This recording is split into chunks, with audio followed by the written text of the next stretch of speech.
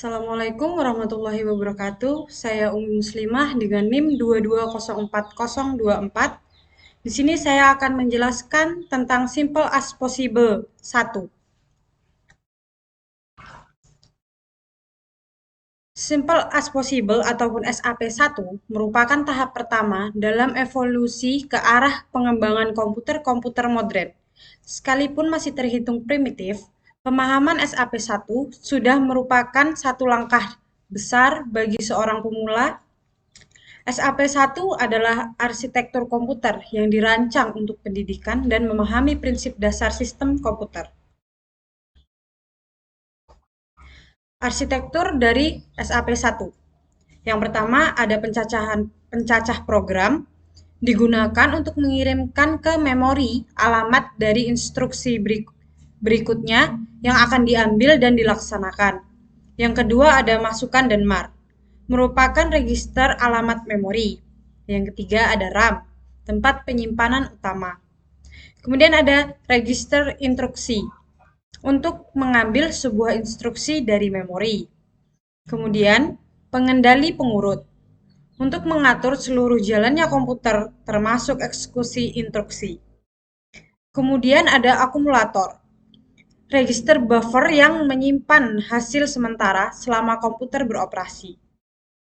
Kemudian penjumlah pengurang yang bersifat asinkron.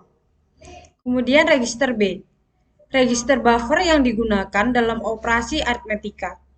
Kemudian register keluaran, berisikan hasil operasi yang diselesaikan dalam register penjumlah pengurang. Yang terakhir, peraga biner, suatu alat yang terdiri dari 8 buah LED. Kemudian perangkat instruksi. Instruksi dalam SAP1 terdiri dari dua jenis, yaitu memiliki satu operan dan tanpa operan. Instruksi yang memiliki satu operan, yang pertama itu ada LDA, mengisikan data memori ke dalam akumulator. Kemudian ADD, menambahkan akumulator ke dalam data memori. Dan yang terakhir ada sub, mengurangkan akumulator dengan data memori. Kemudian instruksi tanpa operan, yang pertama ada out, mengeluarkan isi akumulator, kemudian HTL, menghentikan program. Kemudian fungsi SAP1. Yang pertama, pengolahan data, melakukan operasi aritmatika dan logika dasar. Kedua, penyimpanan data, memiliki memori untuk menyimpan data dan instruksi yang diperlukan selama eksekusi program. Kemudian pengambilan instruksi, mengambil instruksi dari memori dan mengeksekusinya satu persatu.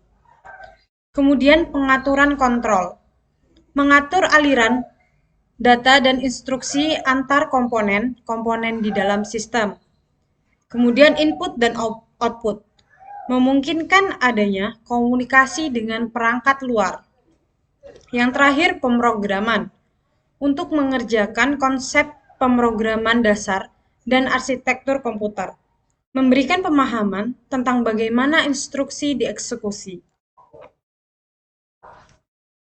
Komponen utama dalam SAP1, yang pertama ada CPU, unit pemrosesan pusat, kemudian memori, penyimpanan data dan instruksi, kemudian I atau O device, perangkat masukan dan keluaran, kemudian bus, jalur komunikasi antar komponen. Kesimpulannya, SAP1 adalah alat yang efektif untuk memahami arsitektur komputer, dasar dan cara kerja sistem komputer.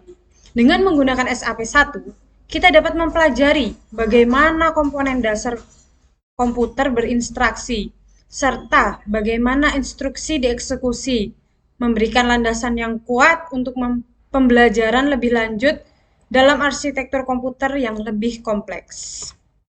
Terima kasih, itulah penjelasan saya tentang SAP1. Wassalamualaikum warahmatullahi wabarakatuh.